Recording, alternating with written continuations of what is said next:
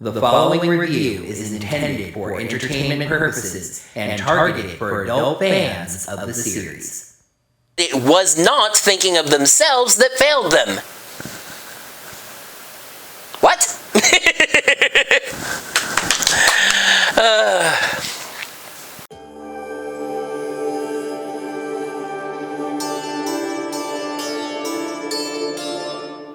Why, hello there, happy little heroes.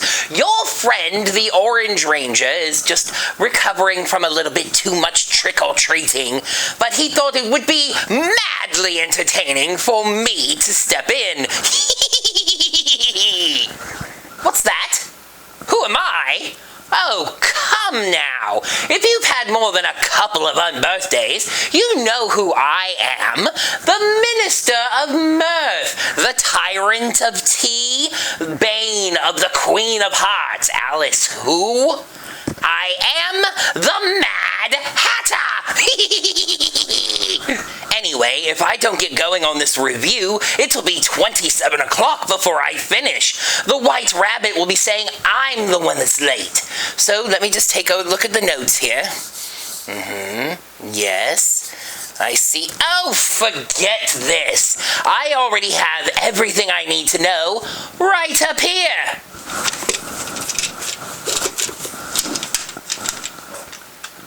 Yes. All right, yes, of course. Thank you, my friend. Your cup of tea will have 2 lumps of Morphex in it tonight. Last time, Billy cracked the code of getting the Rangers brand new powers, officially making them the Cosmic Fury Rangers. And Amelia became something of a Queen of Hearts herself, officially becoming the Lady in Red. Lady in Red. However, Lord Zedd's invasion of the Earth is well underway, and the Rangers are, well, a maddening distance away. The first step is Levvina, where they hope to find their friend Zayto. Let's take a peek under the hat of the 4th episode of Cosmic Fury, Teamwork. Not to be confused with the MMPR episode Teamwork, by the way. What? I've been taking notes. Please make sure you're subscribed to the channel. Yeah, and make sure you got your notifications set up by hitting that little bell icon. Right you. What he said was, you can consider checking us out on Patreon or Ko-fi at Orange Ranger Videos. What's this? Spoilers in the opening credits? Off with their heads! Off with my head! Off with... I'm sorry. I lost myself there. Allow me to have a sip of tea.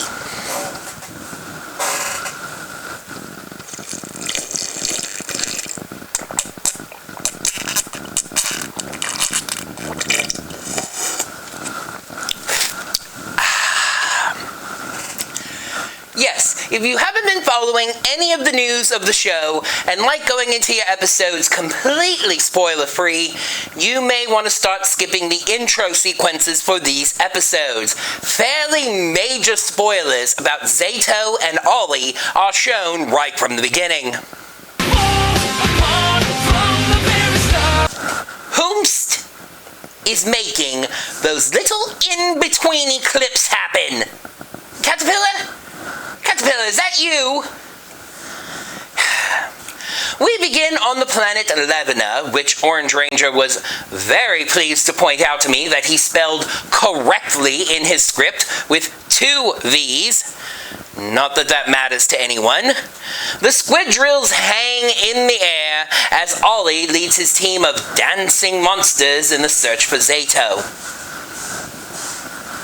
This crew seems like they fit in excellently at one of my tea parties, as they seem more concerned with dancing than fighting.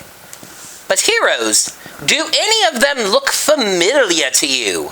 Perhaps try taking off your glasses and standing on your head. If you do that, you might recognize that one of these 4 is a villain that appeared on Double Sue Center Zoogoer. Confound it, I knew I was going to have trouble with names like these. Dobutsu Sentai Juoja. Adding a funny to another funny, because personally I love that, these monsters do have names, but for the majority of the episode, the Netflix captions refer to them simply as Goons 1 through 4. Anyway, the green one's name is Jadana and was seen on Juoja as Naria, one of the primary generals of Master Genus. Well, a very merry unbirthday to you, Jadana. Anyway, basically Ollie says that today they must focus on finding Zayto, then they can celebrate by destroying Levvina. I do enjoy a good planet-busting shindig. One of the goons finds what they think is a scarf under a rock, and when Ollie walks over, he asks for help retrieving it. Ollie quickly realizes it's no scarf, and that's no boulder, primarily because the boulder has hair. Ollie slashes the boulder and it turns back into Mick. This, to me, is a maddening oversight. I know a talented shapeshifter when I see one, and that man has never had a problem completely changing his form. Ollie pieces together that if the scarf was important to Mick, it must be part of Zayto's ranger suit, and the Sentinels grab Mick. But then a gigantic chameleon, bull, and some gold thing fly out of a portal in the sky. The three Zords destroy the squidrill, which must be made of toilet paper and dynamite. Amelia, Ion, and the siblings Garcia then teleport down, and they are no longer messing around with their former playmate. They are confident, even seeming to take pleasure as Ollie descends into madness. Well, maybe they actually are being supportive friends. You should always support your friend's descent into insanity. However, Ollie shows off something that Scrozzle made for him. Now, my well-honed eyes did catch the fact that Ollie's saber now seemed to be either a dark blue or a purple. However, he smacks his wrist and reveals a blue Dino Fury morpher. Then, smacking the ground, he morphs into an evil squid ink version of the Dino Fury Blue Ranger. Ollie says it will be so delightfully easy to defeat the Rangers, he kind of wishes they did have their powers. And they make that wish come true. We get the full morph dance for this team for the first time, and it is amazing. Summon the morpher, call for the orb, pluck it out of the air, and hold it out to display. And inside is a little roaring dinosaur. Rawr! What's that? No, I can't take a bath. It's November now. You know I can't take a bath in a month that starts with an N. Sorry about that. Anyway, they flip the orbs up and catch them on the very end of their fingers, then pushing them into the air and catching them in the morpher, and then the morph. After the morph, they get their first official roll call, and that's actually the bad kind of madness. First of all, the Rangers hardly look real in it. Not that everything needs to be real, of course. But there's also energy on the sides of the screen rushing towards the camera that just clashes with the motion of the Rangers as they go and stop. Television, I wasn't talking to you. Anyway, Ollie very wisely coordinates his monsters in the fight, while Amelia basically just says, go win. They fight, with Amelia, of course, taking on Ollie directly, and she gets a madly bad line, retorting to Ollie saying that red doesn't suit her, by saying that bitter is a bad color on him. Pretty nice original fight scene, though the only real surprise is that the Rangers' morphers are also blasters. Pew pew pew pew pew pew pew pew pew wee!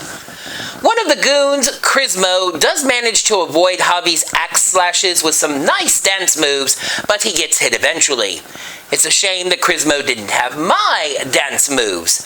I would show you, but besides it being November, it's also a Feb today, and I never dance on a Feb today. Don't ask. As you might expect in an episode entitled teamwork, the Rangers start to get the upper hand when the monsters stop working together and start focusing on what they want for themselves. The Rangers start blowing them up, Snoutia is the only monster to survive, and they retreat with Ollie. Mick is in love with the new suits and the new weapons, and hey, Javi seems to have grown happy with his new arm. So, I suppose that arc of the story is over. That's something that's going to drive my friend the Orange Ranger mad. The Rangers eventually ask Mick about Zayto, and long story short, Mick caught the cape by turning into a bird, so he pretends to fly backwards to the spot. Looking down this time, they see an impact crater and Zayto's saber in pieces. For like the 7th time this season, the Rangers think that Zayto has died, but Mick spots more of the cape shreds in the bushes near the woods. Zayto landed hard, but then got up and headed into the woods. The Rangers walk through the forest, tracking broken twigs and branches and etc., etc. Ion sees a piece of fruit hanging off of a tree and goes to grab it, but the branch slaps him. Oh, it's a Wonderland willow. They bloom the most beautiful flowers in Winoma. And by the way, I think I've gotten the hang of this whole interrupty clip thing. Watch this.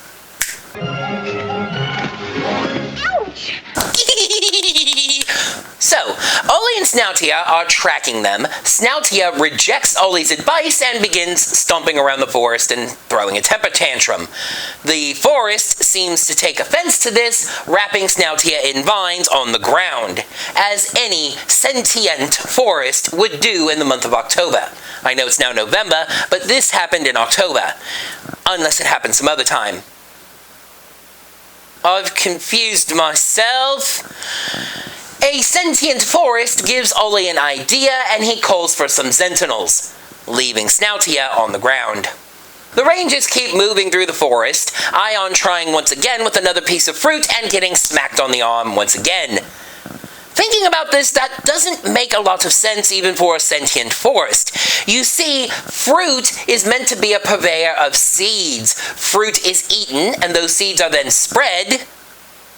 I thought I told you to stay on. Thank you. The seeds are then spread and, well, fertilized, propagating the species. The Rangers begin to think that this is a rather strange forest they've found themselves in. Maybe it's the forest just outside of Wonderland. Ooh, should I set the table for tea? Besides Ion's issues with the fruit, they notice that they haven't seen even a single animal. Amelia looks ponderous, and Izzy thinks she's got it figured out. Amelia suspects ghosts, doesn't she? But no, dear Tiger Lady, you've got it wrong this time. She's got a different idea. This forest may be alive, and she wonders if she can mind meld with it. I must try to mind meld with it. Alright, now listen here. My friend the Orange Ranger has a Star Trek tattoo right here. And he did not find this to be a very cute reference. He decided to let the episode play for a few more lines and see if they were going to in-reference Star Trek as a show in the Power Rangers universe, either directly or indirectly. But no, we're just calling Rafkonian mental powers mind-melding now, even though that's not how those powers really work.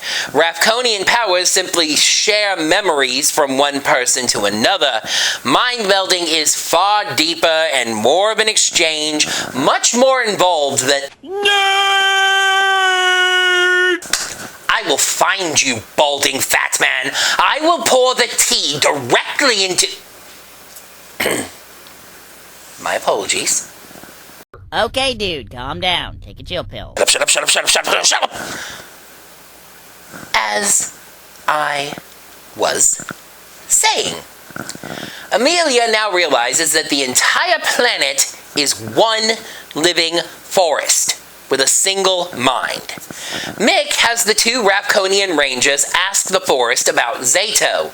Apparently, after he was kicked into the portal into space, he conveniently somehow turned into energy and crashed onto the planet. Sensing that he didn't have much time left, kind of dark, the planet knew he was dying, it absorbed him into a glowing tree to protect him as it healed him.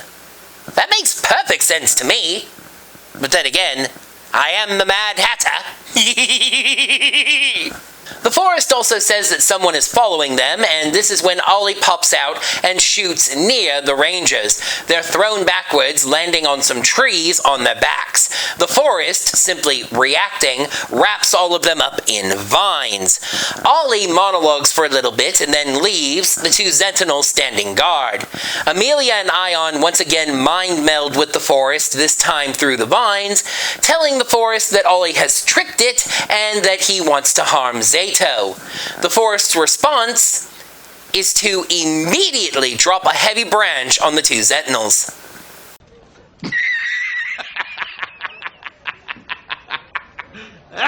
My oh my, this recorded thing sure does a bit on the throat, doesn't it? If you'll excuse me a moment, the dormouse has seen fit to bring me some more tea.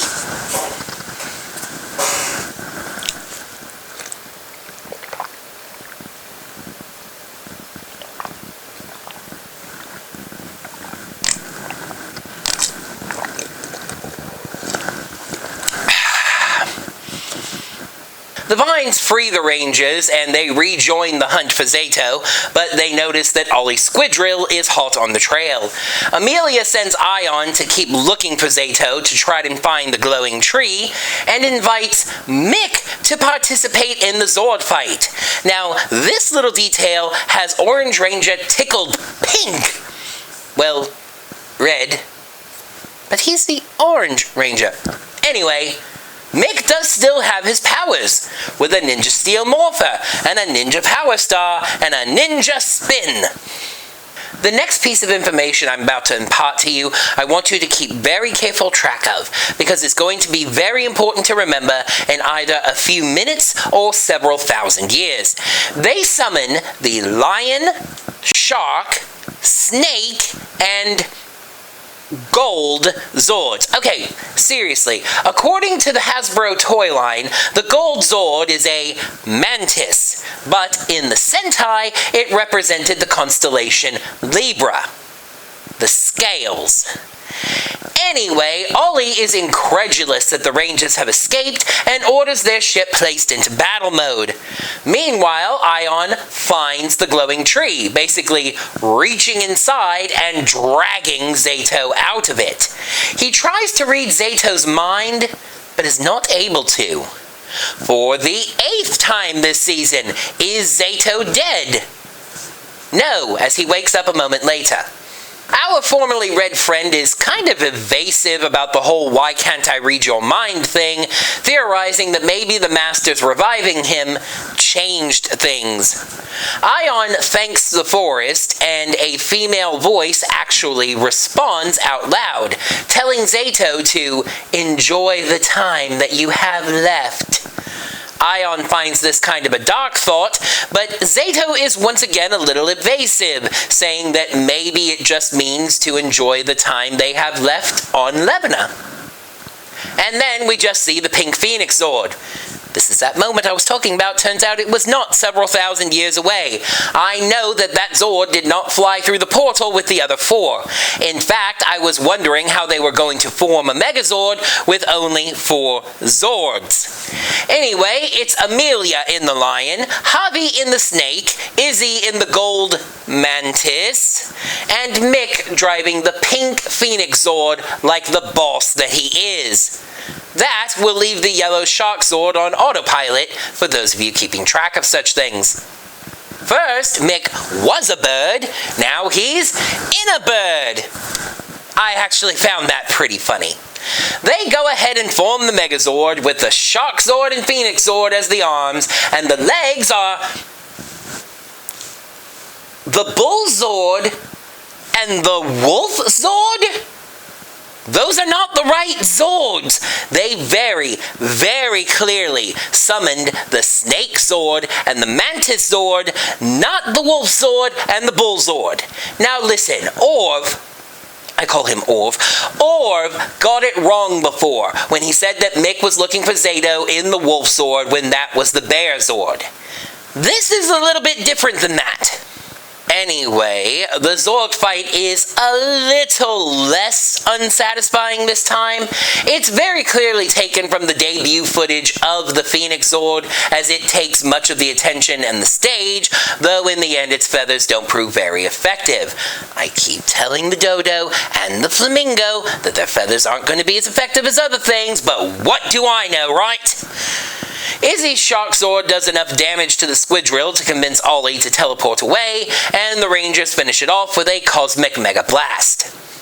Okay, I might be able to give back one measly little crumb of credit as Ion then shows up in the Snake Zord, but you know what?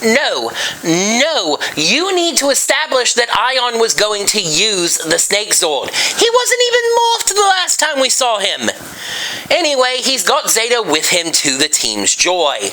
Interestingly, Mick says that he would like to take the Phoenix Zord back to his home planet, as they could very likely use the services of a Red Ranger. And all the other Rangers are on board with this.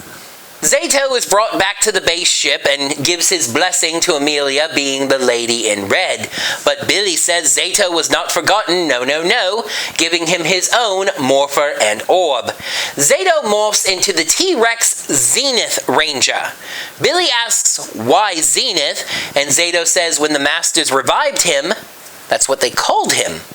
Javi compliments the slick color.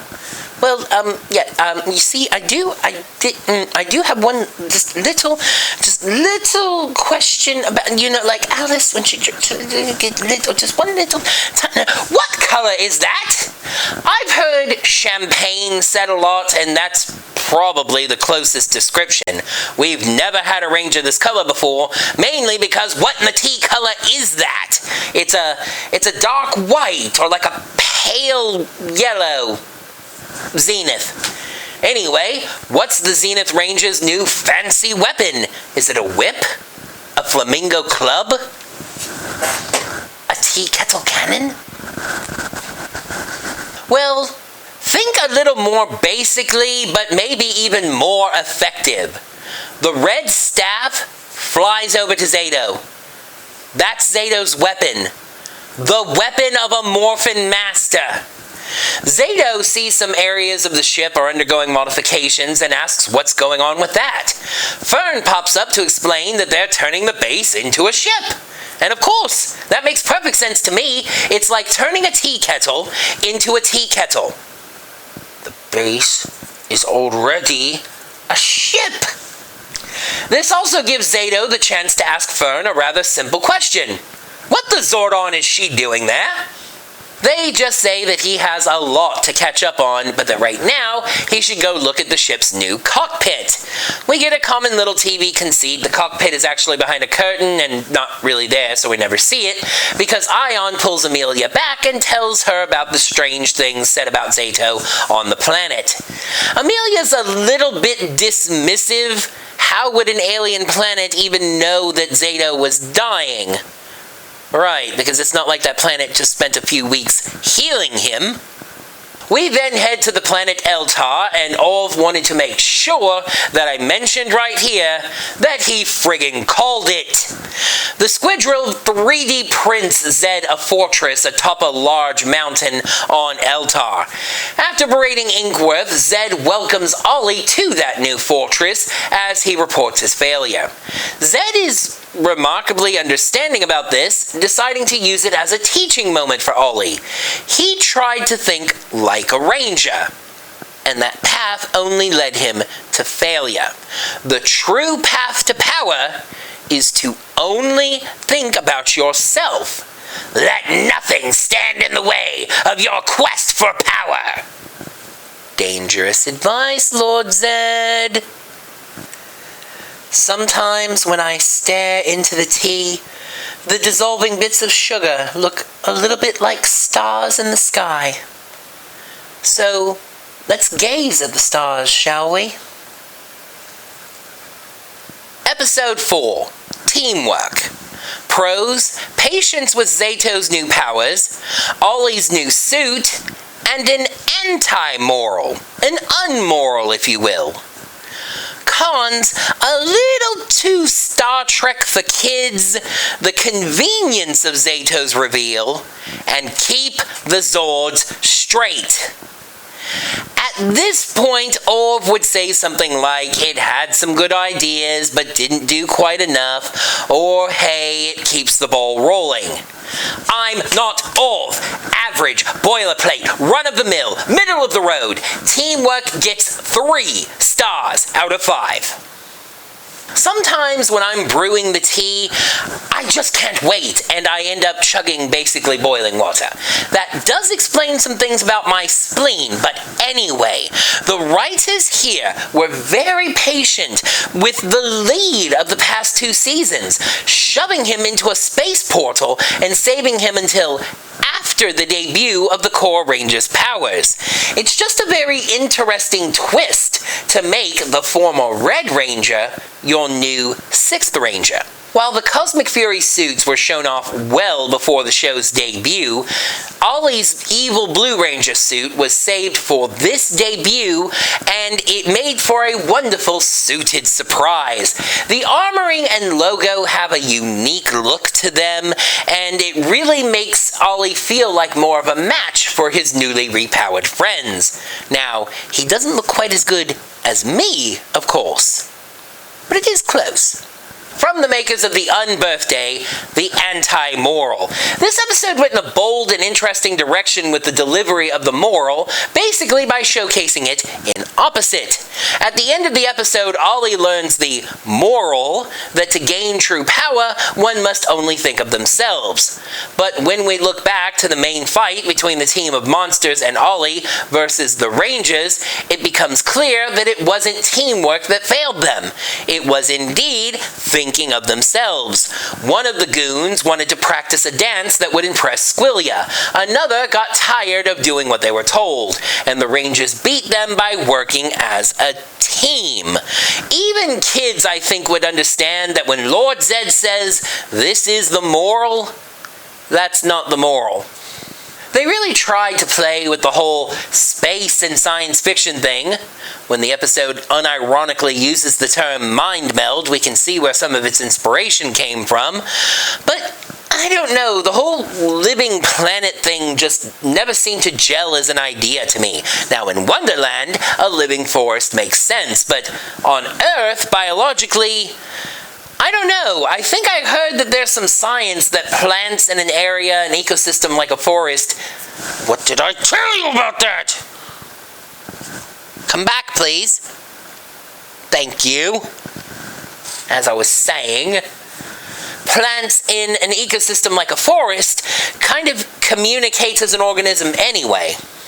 Also, Orv has felt this way and was going to think about mentioning it a number of times for a number of different Ranger episodes, but the producers of this show really have to get better about fake plants. There's something very unconvincing about the plants that aren't, well, real, and it just makes it clear what's the actual forest they're filming in versus the things that are going to move because they're aliens or biological, single mind plants or whatever.